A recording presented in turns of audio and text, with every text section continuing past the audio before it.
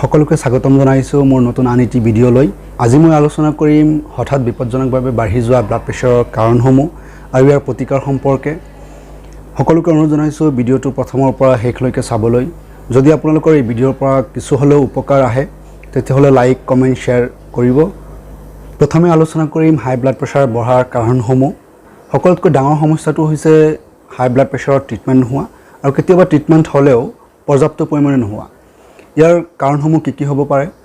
Number 1, যদি ৰোগীজনে নিজেই নাজানে তাৰ হাই ব্লাড প্ৰেছাৰ আছে। কাৰণ আচৰিত হ'বলগীয়া একো নাই। আপোনালোকে জানে গৱেষণাত দেখা গৈছে হাই ব্লাড প্ৰেছাৰৰ আধা পেচেণ্টেই নাজানে তেওঁলোক প্ৰেছাৰত ভুগি আছে বা উচ্চ ৰক্তচাপত ভুগি আছে। সাধাৰণতে এই হাই ব্লাড প্ৰেছাৰত কোনো ধৰণৰ লক্ষণ বা চিমটমছ নাথাকে। জেনেৰেলি আপোনাৰ যেতিয়া প্ৰেছাৰ জোখা হয় তেতিয়াহে বুজা যায় কাৰ হাই ব্লাড প্ৰেছাৰ আছে। নম্বৰ 2, প্ৰেছাৰৰ মেডিচিন খোৱা বন্ধ কৰি দিয়া। এনেকুৱা বহুত মানুহ আছে যিবিলাকৰ হাই ব্লাড প্ৰেছাৰ ধৰা পৰে, মেডিচিন খায়, আকৌ অকণমান সুস্থতা অনুভৱ কৰিলে মেডিচিন খোৱা বন্ধ কৰি দিয়ে। এনেকুৱা কৰিলে আপোনাৰ ৰক্তনলীৰ বহুত পৰিমাণে ক্ষতি হ'ব পাৰে, যাৰ ফলত হঠাৎ এদিন মাজৰাতি আপোনাৰ ব্লাড প্ৰেছাৰ বাঢ়ি যাব পাৰে। গতিকে ডাক্তৰৰ পৰামৰ্শ অবিহনে এনেকুৱা মেডিচিন খোৱা বন্ধ কৰি নিদিব। কাৰণ নম্বৰ 3, ডাক্তৰৰ পৰামৰ্শ অবিহনে মেডিচিন কমাই খোৱা। ধৰি লওক ডাক্তৰে আপোনাক 2টাকৈ মেডিচিন খাব দিছে কিন্তু আপুনি খাই আছে এটা, আপোনাক খাব দিছে 2 বেলা কিন্তু খাই আছে 1 বেলা। আকৌ তেওঁলোকক যেতিয়া প্ৰশ্ন কৰা হয় আপুনি এনেকুৱাকৈ কিয় কৰি আছে, তেওঁলোকে খুব চিম্পলি উত্তৰ দিয়ে যে মোৰ একো অসুবিধা হৈ থকা নাই, মই কোনো অসুস্থতা ফিল কৰা নাই, মই ভালে আছোঁ। কিন্তু এনেকুৱা কৰিলে আপোনাৰ কেতিয়া ব্লাড প্ৰেছাৰ বাঢ়ি যাব, কোন পৰিস্থিতিত বাঢ়ি যাব আপুনি নিজে ধৰিব নোৱাৰিব। গতিকে এনেকুৱা নকৰিব। আপোনালোকক জনাই থওঁ, সদায় একে পৰিমাণৰ মেডিচিন বা একে মেডিচিন খাব লাগিব এনেকুৱাও নহয়। পৰিস্থিতি অনুযায়ী আপোনাৰ মেডিচিন কমাবও পাৰিব, বন্ধও কৰিব পাৰিব। কিন্তু সেইটো ডিপেণ্ডছ কৰিব ডক্টৰৰ ওপৰত।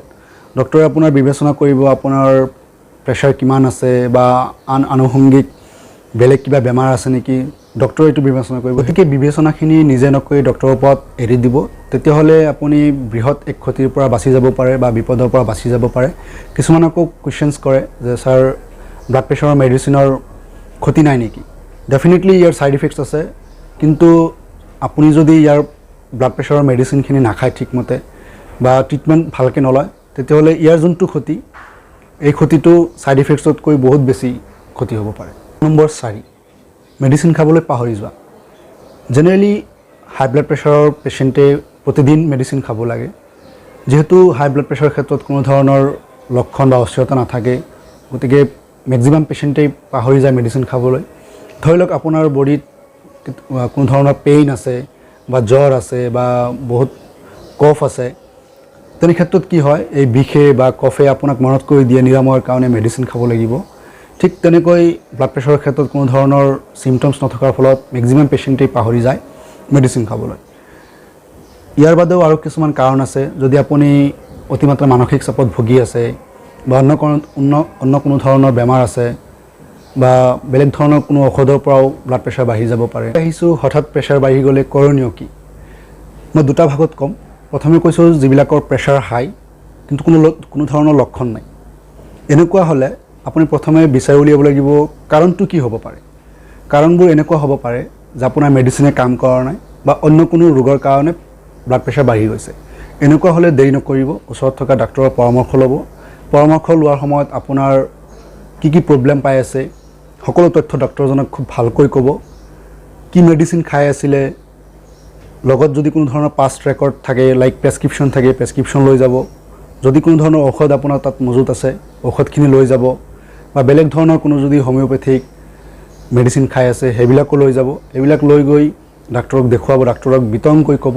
ক'লে কি হ'ব, আপোনাৰ ৰোগ নিৰ্ণয়ত ডক্তৰৰ খুব সহজ হ'ব, যাৰ ফলত আপোনাৰ ট্ৰিটমেণ্ট প্লেনটোও বহুত ভাল হ'ব। আহিছোঁ হাই প্ৰেছাৰ বা প্ৰেছাৰ বঢ়াৰ লগে লগে কিছুমান বাহ্যিক লক্ষণ বা কাৰণো হ'ব পাৰে। তেতিয়া আপুনি কি কৰিব? প্ৰথমতে কৈ লৈছোঁ বাহ্যিক কাৰণ বা লক্ষণসমূহ কি হ'ব পাৰে। যেনেকুৱা বেমাৰ আপোনাৰ উচ্চ ৰক্তচাপৰ পৰা সৃষ্টি হ'ব পৰা কিছুমান কিডনী বা থাইৰয়ডৰ বেমাৰ, গৰ্ভাৱস্থা বা প্ৰেগনেঞ্চিত আপোনাৰ এক্লাম্পচিয়া বা প্ৰি-এক্লাম্পচিয়া বেমাৰ, কিছুমান ঔষধৰ পৰাও হাই ব্লাড প্ৰেছাৰ বাঢ়িব পাৰে যদি বেছি পৰিমাণে আপুনি ষ্টেৰইড সেৱন কৰে বা ভেজালজাতীয় ঔষধ সেৱন কৰে। বা কিছুমান মানুহ আছে বহু পৰিমাণে পেইনকিলাৰ ইউজ কৰে। লগতে আৰু কিছুমান লক্ষণ আছে যেনেকৈ মূৰৰ বিষ, বমি বা বমি ভাৱ, অচেতন বা অজ্ঞান হৈ পৰা, কনফিউশ্যন, পাহৰি যোৱা বা আবোল তাবোল বকি থকা, অস্থিৰ হৈ পৰা, খিঁচুনি হোৱা, চকুৰে কম দেখা, বুকুৰ বিষ, উশাহ লোৱাত কষ্ট হোৱা, হাত ভৰি অৱশ হৈ যোৱা, পিঠি বা পেটত বিষ অনুভৱ কৰা, মুখমণ্ডল বেকা হৈ যোৱা, পেচাবৰ পৰিমাণ কমি যোৱা। এনেকুৱা হ'লে ভুলতো নিজে নিজে মেডিচিন খাই প্ৰেছাৰ কমোৱাৰ চেষ্টা নকৰিব, কাৰণ এই পৰিস্থিতিত প্ৰেছাৰ আপোনাৰ খুব সতৰ্কতাৰে কমাবলগীয়া হয়। ইভেন আপুনি নিজে নিজে মেডিচিন খালে হিতে বিপৰীত হ'ব পাৰে। ধৰি লওক পেচেণ্টজন ষ্ট্ৰক কৰিছে, তেতিয়া যদি আপুনি প্ৰেছাৰ কমোৱাৰ চেষ্টা কৰে, তেতিয়াহ'লে পেচেণ্টজনৰ ব্ৰেইনত ৰক্ত চলাচল কমি যাব পাৰে, যাৰ ফলত এক বৃহৎ ক্ষতি হ'ব পাৰে। এনেকুৱা পৰিস্থিতিত খুব সতৰ্কতাৰে পেচেণ্টজনক যিমান সোনকালে পাৰে হস্পিটেলত ভৰ্তি কৰোৱাৰ চেষ্টা কৰিব, তেতিয়াহ'লে এক ভয়ংকৰ ক্ষতিৰ পৰা পেচেণ্টজন ৰক্ষা পাব পাৰে। ধন্যবাদ জনাইছোঁ সকলোকে ভিডিঅ'টো চোৱাৰ বাবে।